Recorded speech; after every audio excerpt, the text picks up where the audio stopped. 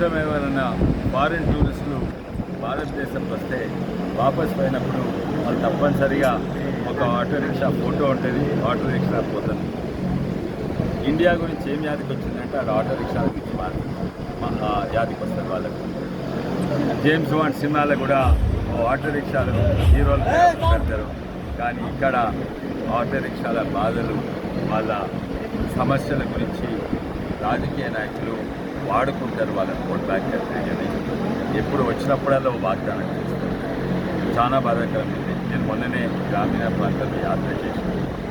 ఇక్కడ ఉన్న ప్రభుత్వము అక్కడ ప్రతి ఒక్కరికి ఒక ఇచ్చింది.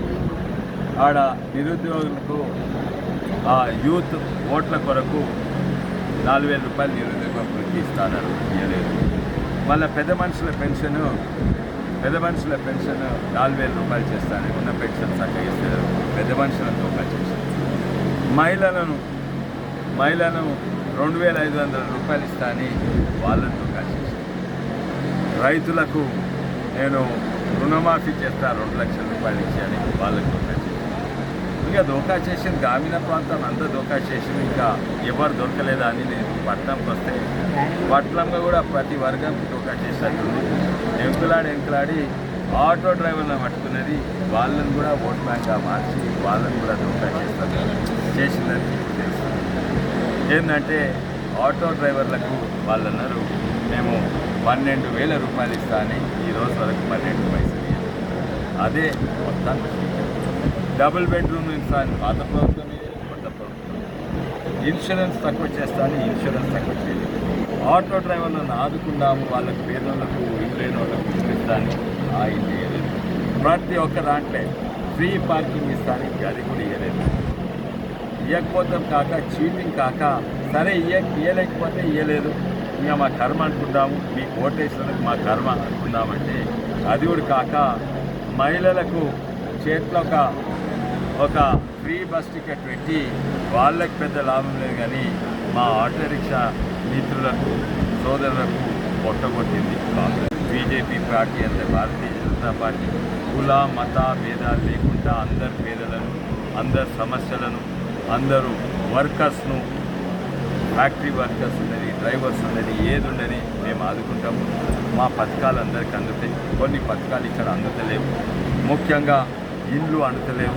అటు డబుల్ బెడ్రూమ్ రాలేదు, ఇటు ప్రధానమంత్రి ఆవాస్ యోజన కింద ఇండ్లు లేని వాళ్ళకి పైసలు రాలేదు. మేము గ్యారెంటీ ఉంటాం, ఆవాస్ యోజన కింద 1,00,000 మందికి ఇండ్లు వస్తాయి. అందులో తప్పనిసరిగా ఆటో రిక్షా డ్రైవర్లు ఎవరైతే ఇల్లు లేదో వాళ్ళకి కూడా మేము ఇస్తాం. ఇదే కాక మేము లోన్లు 20,000 నుంచి 20 లక్షల వరకు లోన్లు ఇప్పిస్తాం. ఆటో డ్రైవర్ సోదరులకు వాళ్ళ కొడుకులో బిడ్డలో ఏదైనా చదువుకుంటందుకో లేకుంటే వేరే బిజినెస్ పెడతందుకు మేము తప్పనిసరిగా 200% మేము గ్యారెంటీ ఉంటాం, ఆ లోన్ ఇస్తాం. అదే కాక ఎట్లయితే ఫసల్ బీమా యోజన కింద పంట నష్ట ఇన్సూరెన్స్ ఏదైతే ఉంటుందో అటువంటిది నేను ఆటో రిక్షా డ్రైవర్లకు చేసేందుకు ప్రయత్నం చేస్తాను. అలా కేంద్ర ప్రభుత్వం, రాష్ట్ర ప్రభుత్వం వాటా ఉంటుంది, అది పే చేస్తాం. అది తెచ్చేందుకు ప్రయత్నం చేసి రాష్ట్ర ప్రభుత్వం పెడతాం. మేము ఆటో డ్రైవర్లను తప్పనిసరిగా ఆదుకుంటాం. ఇంకోటి ఏంటంటే వాళ్ళు ఓడిపోతున్నారు తెలిసి వాళ్ళు అబద్ధాలు చెప్పే మోసం చేసే మొన్న గెలిచారు, రెండోసారి మోసం చేయలేదు. వాళ్ళు తప్పనిసరిగా ఓడిపోతున్నారు. అవతల మీద కుట్రదారులు, చీటింగ్ ఇవన్నీ చేస్తున్నారు. నా పేరు పెట్టుకొని 10 క్యాండిడేట్లు పెట్టారు, అదే కొండా విశ్వేశ్వరరెడ్డి.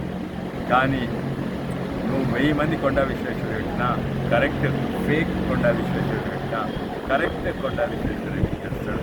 అది బీజేపీ కొండా విశ్వేశ్వరరెడ్డి, అది కమలాపూర్ కొండా విశ్వేశ్వరరెడ్డి. రెండోసారి మళ్ళీ ఎంపీ అవుతాను, 2 లక్షలతో గెలుస్తాను. 2 నంబర్ కొండా విశ్వేశ్వరరెడ్డి కమలాపూర్ మీద